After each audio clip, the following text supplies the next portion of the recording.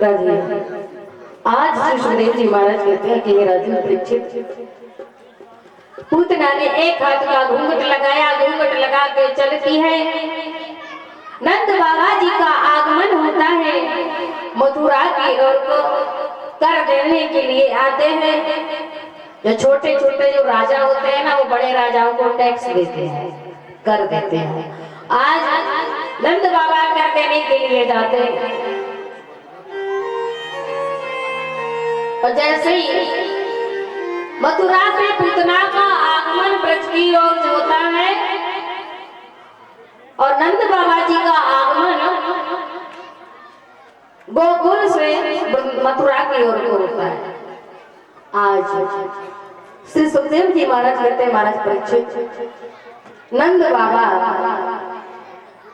मथुरा में जाते हैं। मथुरा में जाते ही कर दिया और कर देने के बाद कहने लगे, कहते भैया कैसे हो? बोले हम तो ठीक है महाराज, आप कैसे हैं? कंसे को बता दिया चारों ने कि महाराज नंद बाबा के यहाँ छोरा भयो उसी रात्रि में। कहने लगे छोरा भयो आपके यहाँ? बोले हाँ। कौन से दिन? रोहिणी नक्षत्र अष्टमी तिथि थी, बुधवार दिन, अर्धरात्रि में 12 बजे। उसने कहा ऐसा तो ना है कहीं ये देवताओं की चाल हो, कहीं ये देवताओं की चाल हो और ये मित्र है, और कहीं मेरा काल अपने मित्र की हमें दिया। मोको लगे ऐसे ही हो पक्का। आज नंद बाबा ने इधर बताया और कर दिया। पूतना का आगमन होता है गोकुल में। नंद बाबा जी वासुदेव जी से मिलने जाते हैं कारागार में। कहा भैया कैसे हो? बोले ठीक हो। बोले सुना है दुष्ट कंस ने सारे बालक मार दिए, एक साथ माथा वो नष्ट हो गया गर्भ में। बोले हाँ। वासुदेव जी ने कहा भैया नंद बाबा को भी तो जानकारी भाई के आपके यहाँ ही छोरा भयो। बोले हाँ भैया भयो तो है, पर आप सबकी कृपा से, आप सबकी दुआओं से बहुत दिन बाद छोरा आयो। तुम्हारा छोरा थोड़ी है, आप सबको छोरा है। बोले आपको भी है। वासुदेव जी ने कहा वह मन में विचार किया, वो कौन सी झूठ बात है, वो तो साची साची है, मारो छोरा तो है। आप सबके आशीर्वाद से भयो तो आप सबको छोड़ा है, कुछ नहीं कहा। आज श्री सुखदेव जी महाराज कहते हैं परीक्षित, इस प्रकार से श्री सूत जी महाराज ने कहा इधर ऋषियों की कथा सुना है। अब ध्यान देना। अब आप कहते होंगे कि दीदी श्री सूत जी महाराज की कथा सुनाते हैं कि ऋषियों को सुना रहे, इधर परीक्षित तो श्री सुखदेव जी को सुना रहे। तो उसी समय श्री सूत जी महाराज ने कथा 88,000 ऋषियों को सुनाई। परीक्षित महाराज को कथा श्री सुखदेव जी सुना रहे हैं। सोनकादिक ऋषि नारद जी और माता भक्ति को सुना रहे हैं। अब ऐसा इस गांव में कथा चल रही है, दूसरे में चल रही हो, फिर दूसरे में चल रही है, तो सब अपना अपना प्रश्न रखते हैं, सब कथा सुना रहे हैं। आज श्री सुखदेव जी महाराज ने कहा राजन परीक्षित, इस प्रकार से भगवान का आगमन हुआ, और भगवान का जब आगमन हुआ तो पूतना महारानी का आगमन होता है ब्रज में। अब ब्रज में जैसे ही आगमन हुआ तो सारे लाभों की भीड़ लगी है, माताओं की सभी गीत गाने बड़े दूर दूर से जा रही हैं, जो सुनता है वो जाती हैं और बधाई देने के लिए। उन्हीं के बीच में सुंदर सी बनकर पूतना ने कहा था कि को अगर कोई घुसने ना देवो ना तो बोले चेहरे पर सर्जरी करा लूंगी। पूतना ने कहा कि सर्जरी करा लूंगी। जब पूतना ने कहा ठीक है वो तो हो जाएगा, पहले ये बता कि तू सर्जरी तो करा लेगी, पहले ये बता कि तेरे लंबे लंबे हाथी जैसे दांत इनको क्या करेगी। कहने लगे कोई बात ना है, बोले महाराज इनको रितिया से खिंचवा लूंगी, छोटे करवा लूंगी। बोले वो तो ठीक है। और बोले महाराज ज्यादा ही बात रही तो घूंघट लगा लूंगी, कौन देख रहे हो मुझको, और चले जाओ। बहुत सुंदर पूतना बनकर आती है, बहुत सुंदर। जैसे ब्रजवासियों ने देखा कि पूतना का आगमन हुआ, सो पूतना को देखा, पूतना को देखते कहने लगी सभी माताएं, अरे बहन वो को लग रहे हो कि ये कोई देवलोक से आ रही है, इतनी सुंदर नारी है। एक ने कहा अरे नाना बहन वो को लगे कि ये तो कोई नंदरानी की बचपन की कोई मित्र होगी, सखी सहेली होगी, तभी ये आ रही है। एक ने कहा हाँ हाँ बहन जब रास्ता दो, रास्ता जाने के लिए। सभी माताएं रास्ता दे देती हैं। पूतना का आगमन मैया के महल पर हुआ। मैया को देख रही पूतना कहने लगी मैया बधाई हो बधाई। मैया ने कहा बहन कहाँ से आई हो? कहने लगी मैया अरे पड़ोस वाले गांव से आई हूँ, वो को जानकारी भाई कि सभी जिनको मालूम चल रहे हो वो बधाई देने के ताई जा रही, तो बाकी ताई में भी चली आई बधाई देने के ताई। बधाई हो। पूतना ने कहा बधाई हो मैया बधाई। सो जैसे मैया ने कहा बोले बहन, बोले माँ बोले आप सबके आशीर्वाद से बहुत समय बाद बेटा भयो, तुम्हारा बेटा थोड़ी ना है, आप सबको बेटा है, जाको जी भर के आशीर्वाद दो, जी भर के। पूतना ने कहा जाके तारी के को ऐसो आशीर्वाद देने आई, ऐसो आशीर्वाद देने आई कि जी भर के दे के आई। अब काय को आई मारने की ताई आई, तो बोल रही है कि जाको आशीर्वाद देने की ताई आई। आज पूतना से मैया ने कहा ठीक है बहन आप मेरे लाला को कुछ ही भर के आशीर्वाद दो, और मैं कुछ संत कुछ ब्राह्मण गौशाला में बैठे मैं उनको दान दे के आती हूँ, तब तक आप मेरे लाला को ध्यान रखना और जी भर के जाको आशीर्वाद देना। बोले ठीक है मैया। मैया का आगमन होता है गौशाला में, और पूतना समय देख के जैसे जाती है पालने के पास जाती है, वो कन्हैया दोनों नेत्रों को बंद कर लेते हैं। परीक्षित महाराज को सुनाया श्री सुखदेव जी ने कहा। सुखदेव जी कहने लगे परीक्षित जैसे ही पूतना गई और गोविंद ने दोनों नेत्रों को बंद कर लिया। बोले दोनों नेत्रों को बंद क्यों किया? क्या भगवान को डर लग गया? बोले डर नहीं लगा भगवान को। बोले क्यों? बोले डर नहीं लगा है। बोले फिर क्या डर नहीं लगा तो फिर नेत्र बंद क्यों किए? बोले एक विशेषता है। बोले क्या? सुखदेव जी महाराज ने कहा कि एक नेत्र में सूर्य जी का वास है और एक नेत्र में चंद्रमा जी का वास। दाएं नेत्र में सूर्य, बाएं नेत्र में चंद्रमा। बोले इसलिए दोनों ने कहा कि ऐसी दुष्ट नारी को हमें नहीं देखना जो हमारे गोविंद को मारने चली आई। एक जने के नहीं हो पाए और एक पूतना का आगमन हुआ कन्हैया को मारने। हमें ऐसी नारी का बौड़ा नहीं देखना, मुख नहीं देखना, चेहरा नहीं देखना। दोनों नेत्र बंद कर लिए। जैसे ही दोनों नेत्रों को बंद किया और देखा संत अपना अपना बड़ा भाव उठाते हुए कहते हैं बोले भगवान ने कैसे ये नेत्र बंद तो नहीं कर ली? कहीं भगवान को दया आ जाती है, ये मेरी भक्त है। सभी अपना अपना प्रश्न कर रहे हैं। बोले जैसे ही भगवान को उठाया पालने में से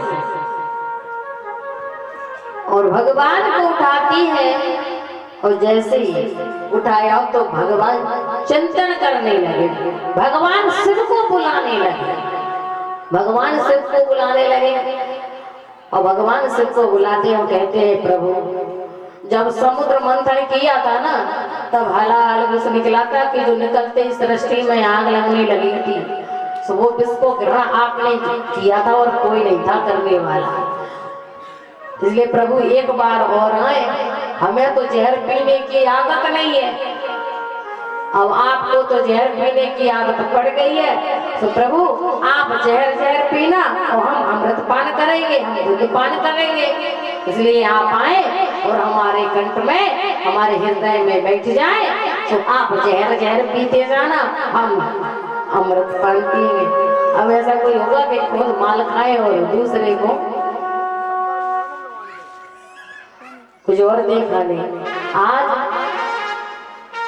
गोविंद कहते कि हम तो अमृत पान करेंगे और आप जहर पीना। कन्हैया ने जैसे ही पूतना ने अपनी गोदी में लिटाया, स्तनपान कराती है, तो आते ही सबसे पहले जहर कौन पीते हैं? भूत भगवंत भोलेनाथ। जहर को ग्रहण करते हैं भोलेनाथ, अमृत को पान करते हैं गोविंद। और जब दूध पान करते करते अंतिम समय प्राणों का खींचना आरंभ कर दिया। प्राणों का खींचना जैसे ही आरंभ किया, तो पूतना को कष्ट होने लगा। पूतना कहने लगी, कन्हैया छोड़, लाला छोड़, कन्हैया छोड़। तो कन्हैया कहने लगे, पूतना मौसी अब तो वो ठिकाने लगा के छोड़ेंगे। पूतना ने कहा, लाला छोड़, कन्हैया छोड़। कहने लगे, मौसी हमको पकड़ कोई आवे, छोड़ो ना आवे, और छोड़ेंगे तो ठिकाने लगा के छोड़ेंगे, अब ना छोड़ने वाले। पूतना को बड़ा कष्ट हुआ। पूतना उस महल में से निकलती और विशाल विकराल रूप धारण करती है अपना, और जब जाती है कि कन्हैया छोड़, लाला छोड़, गोविंद ने नहीं छोड़ा। और पूतना के जब अंतिम समय प्राणों को खींचा, तो पूतना का प्राणांत हो गया। पूतना का प्राणांत हुआ। संत कहते हैं कितनी बड़ी पूतना थी। बोले जब गिरी तो बोले झाड़ियां तो टूट गई, पेड़ पौधों का तो मालूम नहीं चला कि कहाँ गए। बोले कितनी बड़ी पूतना थी? बोले कान गिरो कानपुर में, पांव गिरे पैगाम में, हाथ गिरे हाथरस में, मूड गिरो मुड़सान में, और धड़ गिरो धरती पे। इतनी विशाल पूतना, इतना बड़ा विकराल शरीर। बोले महाराज फिर इसकी अंतिम संस्कार कैसे किया गया? बोले एक नहीं, बोले कई तो इसके 1000 रुपये फीस लिए। बोले नशेनी लगा के तो कन्हैया को उठाया ब्रजवासियों ने। जो देखता है सो सारे ब्रजवासी दौड़े दौड़े जाते हैं। लकड़ी का जीना लगाया, कन्हैया को उठाया, ब्रजवासियों ने, मैया बेहोश हो गई। पूतना का प्राणांत हुआ। पूतना के शरीर के कई भाग किए गए। भाग करने के बाद पूतना का अंतिम संस्कार किया। उस पूतना को जब जलाया गया, तो सुखदेव जी महाराज कहते हैं कि बड़ा अद्भुत रहस्य हुआ। बोले क्या? बोले जब जलाते हैं तो उस जब शरीर को जलाते हैं, बोले दुर्गंध आती है, पर पूतना के शरीर में से सुगंध आ रही। बोले सुगंध क्यों? बोले वो तो दुष्ट नारी थी, उसने तो भगवान को मारना चाहा, बोले सुगंध नहीं निकलना चाहिए थी, पर सुगंध क्यों आई, दुर्गंध क्यों नहीं आई? बोले जो पूतना ने फर्ज निभाया, बोले वो किसी ने नहीं निभा पाया। बोले क्या? बोले मानते हैं कि मैया देवकी के पुत्र हैं, मानते हैं कि नंदरानी के बेटा है, लेकिन जो पूतना ने फर्ज निभाया वो उनकी माँ ने नहीं निभा पाया। बोले क्या? बोले जब जन्म लेते ही, अवतार लेते ही वासुदेव जी मथुरा में छोड़ गए, मथुरा से गोकुल में छोड़ गए। गोकुल से एक दिन के नहीं हो पाए, पूतना का आगमन हो गया। पूतना ने माँ का फर्ज निभाया, जहर पिया नहीं, जहर पिया भोलेनाथ ने, और अमृत और दूध पान किया कन्हैया ने। इसलिए माँ का फर्ज पूर्ण हुआ, माँ का फर्ज पूर्ण हुआ। इसलिए कहा गया कि वो बोली बाकी बिहारी लाल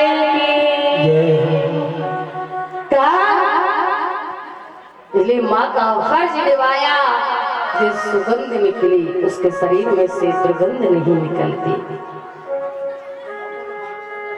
परीक्षित महाराज ने कहा पहले ये बताओ पूतना थी कौन? बोले राजा बलि की पुत्री रत्नमाला।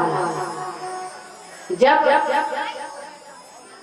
बामन भगवान राजा बलि के द्वार पर गए तो बामन भगवान बहुत सुंदर थे, छोटे से सूक्ष्म। जब जाते हैं तो राजा बलि की पुत्री ने रत्नमाला ने देखा भगवान को। वो देखते इतना मन की एक ममता जाग उठी हृदय में।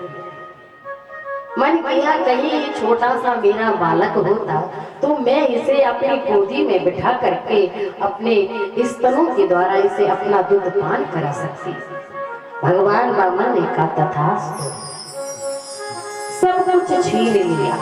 सब कुछ छीनने के बाद जब राजा बलि का बामन भगवान ने 2 पाँव 3 पगों में सब कुछ छीन लिया कि पहले पग में नापी आकाश, दूसरे में पृथ्वी, तीजा पग कहाँ रखूं। उसी समय जब चिंता होने लगी कि प्रभु आज तो मेरे पिता का सब कुछ छिन गया, कहीं ये छोटा सा अनजान बालक होता तो अपने स्तनों से जहर लगा करके इसे पिला देती, कहीं इसके प्राण ले लेती। भगवान ने कहा तथास्तु। दोनों फर्ज पूरे होंगे आपके। द्वापर में वही रत्नमाला आज पूतना बनकर आती है राजा बलि की पुत्री, और भगवान ने माँ का फर्ज पूरा किया और जहर का भी पूरा किया। भगवान ने भोले बाबा ने जहर पिया। जहर पीने के बाद अपने गले में सारे जहर को रोका। जब अमृत निकालने के लिए 14 रत्न निकले, सबसे पहले जब हलाल विष निकला तो भगवान ने उस हलाल नाम के विष को, कालकूट नाम के विष को ग्रहण किया। और ग्रहण करने के बाद भगवान ने कंठ में रोक लिया। उसी समय से भगवान का एक नाम नीलकंठेश्वर भगवान नाम पड़ गया। बोले भूत भूत भोलेनाथ की। आज बोले भगवान ने इस प्रकार से पूतना का उद्धार किया। पूतना के भाई तृणासुर, जो तो गोल गोल हवा होती है ना, वो आती है। तृणासुर नाम का राक्षस का आगमन हुआ। कहा कि मेरी बहन मर गई। चारों ने कहा जाओ पूतना मर गई है। और महाराज कंस का शत्रु, महाराज कंस का काल ब्रज में गोकुल में, तो आज तृणासुर को भेजा। से तृणासुर आते हैं हवा बन के, वायु बन के, गोल गोल वायु बन के। और जैसे ही भगवान ने एक पांव लगाया तृणासुर का उद्धार हो गया। श्री सुखदेव जी महाराज कहते हैं राजन परीक्षित, इस प्रकार से तृणासुर का उद्धार किया गोविंद ने। आगे चल के जब तृणासुर के बाद अघासुर नाम का एक राक्षस आया जो कौवा बनकर आता है, भगवान ने उसका भी उद्धार कर दिया, अघासुर नाम के राक्षस का। अब भोले बाबा का भी मन हुआ कि अब हम चले तो दर्शन ही करें, क्योंकि जब जब भगवान अवतार लेते हैं ना तब तब भोले बाबा अवश्य आते हैं दर्शन करने। भोले बाबा का मन किया कि हमें जाना चाहिए अब प्रभु के दर्शन करने। प्रभु के दर्शन करने के लिए उनका आगमन होता है। तो भोले बाबा अपनी वेशभूषा को अच्छी ठीक ठाक करके आते हैं, लेकिन कहते हैं ना कि जो जैसा होता है वो दिखता अवश्य है। मनुष्य की जैसे पहचान वातावरण करने से, नजर से, चलने से होती है ना कि कैसे है। तो ऐसे ही गुण जब मनुष्य के दिखते हैं, इसी प्रकार से भूत भगवंत भोलेनाथ कुछ भी कर ले, लेकिन आखिर गुण तो पूरे दिखेंगे तो दिखेंगे। आज भोलेनाथ सुंदर सी वेशभूषा ठीक ठाक करने के बाद उनका आगमन होता है। कहाँ? गोकुल में। कि भोला भंडारी आया मोहन तेरी गली में, मोहन तेरी गली में, कान्हा तेरी गली में। भोला भंडारी आया मोहन तेरी गली में, भोला भंडारी आया मोहन तेरी गली में, मोहन तेरी गली में, कान्हा तेरी गली में, मोहन तेरी गली में, कान्हा तेरी गली में। भोला भंडारी आया मोहन तेरी गली में, भोला भंडारी आया मोहन तेरी गली में।